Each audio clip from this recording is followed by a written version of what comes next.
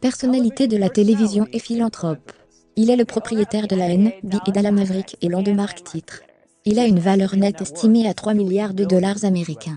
Il est Mark Cuban, et voici ce 10 meilleures règles pour le succès. Ouch, boule, vous savez personnellement je pense que chaque fois est le moment idéal pour démarrer une entreprise. Il n'y a pas de mauvais moment. Si vous faites le travail, si vous faites la préparation vous saurez quand il est temps. Et ça ne veut pas dire que ça ne sera pas un peu effrayant, mais vous le savez, vous le saurez. Et vous ne devez pas quitter le travail de jour si vous ne vous sentez pas si à l'aise, et vous pouvez le faire courir la nuit. Mais tout ce qui fonctionne pour vous. Maintenant avec Internet, vous avez tous les choix dans le monde. Et vous pouvez simplement faire vos propres affaires et vous savez. Créer une entreprise à temps partiel. La passion que j'ai toujours eue pour les affaires et être un entrepreneur qui transfère dans les mags. J'ai toujours été passionné.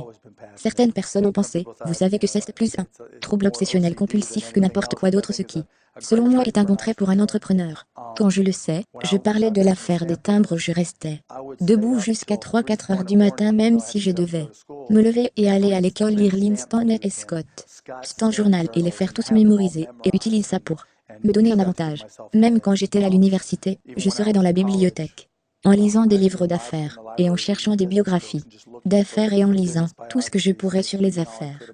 Vous savez, quand j'ai eu Microsolutions, et vous savez j'ai commencé sans argent. Je passais toutes les nuits devant des ordinateurs empruntés, à m'apprendre le logiciel et à programmer, juste pour aller après. Je veux dire le fait d'être un entrepreneur, c'est tout pour vous. Je n'ai pas d'argent, je n'ai pas ça. Vous savez, beaucoup de gens aiment faire des excuses, je n'ai pas de lien. Mais vous savez, si vous trouvez quelque chose que vous aimez faire ou aimez faire, soyez génial et voyez, si vous pouvez le transformer en affaires. Et le pire des cas, vous allez vous amuser à faire ce que vous aimez faire. Et dans le meilleur des cas, vous pouvez le transformer en une entreprise. Je ne suis pas gros sur les excuses. Je pense juste que si vous êtes vraiment tout le monde à l'occasion d'y aller, ils doivent juste le faire. Une des choses que les entreprises font, ou les startups font, ils arrivent avec une idée, ils vont le faire et s'ils ne le voient pas dans les 2 premières pages, ils pensent que c'est original.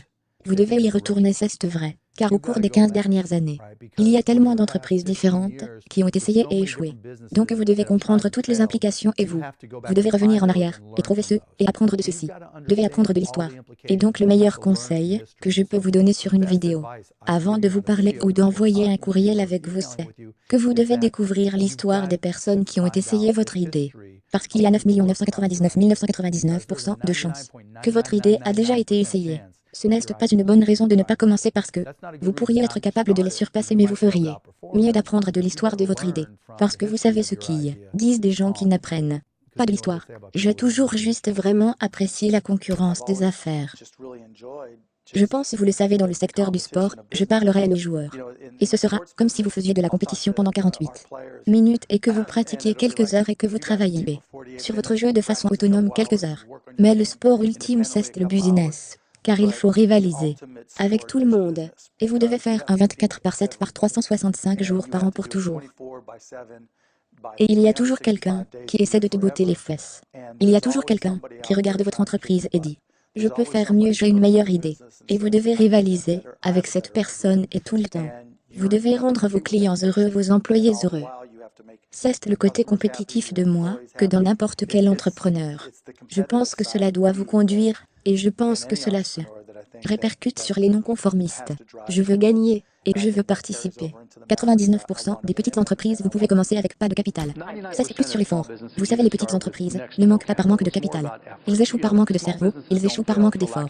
La plupart des gens ne sont tout simplement pas disposés à travailler intelligemment. Je veux dire, ils le font dans beaucoup de cas, mais ils ne reconnaissent pas tout le travail. Et si vous faites la préparation, si vous le savez, si vous démarrez une entreprise, vous feriez mieux de connaître votre industrie et votre société mieux que quiconque dans le monde entier. Parce que vous êtes en compétition et que vous pensez que celui avec qui vous êtes en compétition va juste vous laisser entrer et prendre ses affaires, c'est évidemment naïf. Et je pense que la plupart des gens ne le reconnaissent pas. Si vous êtes en compétition avec moi et une de mes entreprises, vous vous rendez compte que je travaille 24 heures sur 24 pour vous botter le cul. Une des grandes choses que toutes les startups font et qui se montent encore et encore et encore. Le mien est plus rapide, le mien est moins cher, le mien est meilleur. La mienne est la mienne. Non, ce n'est pas. Et la raison pour laquelle ce n'est pas, parce que c'est avec qui vous êtes en compétition, ce n'est pas comme s'il vous ignorait. Ce n'était pas comme si, oh mon Dieu, ce mec a juste commencé sur Shopify dans la compétition de démarrage. Il fait 1 million de dollars cette année. Malheur à moi, je ferais aussi bien de fermer les portes. Que font-ils? Je vais copier ce qu'ils font. Et maintenant tu dois rester devant. Et donc, vous savez, vous devez être très prudent en tant qu'entrepreneur. D'être brutalement honnête avec vous-même. Et ce sont certaines des choses que vous entendrez de moi, en tant que mentor. Que vous savez, ce que vous savez, ce que vous ne savez pas. Mais vous devez connaître votre entreprise mieux que quiconque. Je pense que le plus important est de connaître vos forces et vos faiblesses et de savoir ce que vous aimez faire. Vous savez, si vous regardez comme un travail, vous avez déjà perdu. Ça ne va pas être ta passion, et tu vas compter les heures. Si vous considérez cela comme quelque chose que vous aimez faire, et que vous connaissez ensuite vos forces, vous pouvez tirer parti de ces forces dans votre entreprise et aider les autres. Et une fois que vous reconnaissez vos faiblesses, vous pouvez travailler avec des personnes qui vous complètent. Je veux dire, chacune de mes entreprises, j'ai eu un partenaire qui est très anal. Rire, Martin ou Dalton Douanier. Je veux dire des gens incroyablement à nous perfectionnistes. Parce que je suis un slob, tu sais. Je suis une grande image, je pense à ce qui se passe autour de moi. Comment la technologie va changer les choses, comment puis-je changer? Vous savez cette industrie. Et vous savez, en veillant à ce qu'il y ait quelqu'un pour parsemer les traverser les TS et me maintenir dans les lignes de base. Et vous savez, reconnaître mes faiblesses est tout aussi important que de reconnaître mes forces, mes compétences de base, et vous le savez. D'avoir la passion de les faire. Vous devez être différencié et unique. Vous devez savoir quelle est votre compétence de base et être génial. Je pense que ce que les gens ne réalisent pas, c'est qu'il doit y avoir une caractéristique déterminante de votre entreprise. Et que vous devez être le meilleur au monde. Peu importe l'industrie dans laquelle vous êtes, si vous n'en savez pas plus que n'importe qui d'autre dans le monde qui que ce soit, ces autres personnes vont vous botter le cul. J'avais un boulot à l'université pour travailler pour une banque. Pendant une courte période, Mellon Bank. Et j'ai décidé de commencer par le magazine Inc. Ça, c'était lointain. Mais il y avait un article sur l'utilisation en changeant quelque chose dans la façon dont vous sauvez la sécurité sociale des chèques de paie des employés. Et je n'avais littéralement pas travaillé depuis 3 semaines. Et donc je l'ai envoyé au PDG de Mellon Bank et je pensais que cela pourrait vous intéresser. Littéralement un gars dont il n'avait jamais entendu parler. Et j'ai reçu une note, je vous remercie. Et je me dis d'accord. Regardez tout mon travail, tout ce que je voulais faire pour travailler. Travailler pour quelqu'un, c'était les aider à devenir plus rentables. C'est comme ça que je l'ai toujours regardé. Et puis j'ai commencé un club de recrues, où j'ai tendu la main à certains cadres, et à tous ceux qui avaient commencé en même temps à la banque Mellon. Nous allions tous boire un verre, et nous allions lancer cet exécutif. Et je ne l'ai pas fait passer par mon patron, ou quoi que ce soit. Et mon patron de l'époque m'appelle, et me dit que c'est ce que vous faites. Et j'ai dit oui merci, et il allait dire génial. Il commence juste à me crier dessus et à m'écraser. Comment avez-vous pu faire cela? Vous allez tout à travers moi, vous travaillez pour moi, guillemets. Oui, alors je savais que je n'étais pas destinée là-bas. Et puis je suis partie.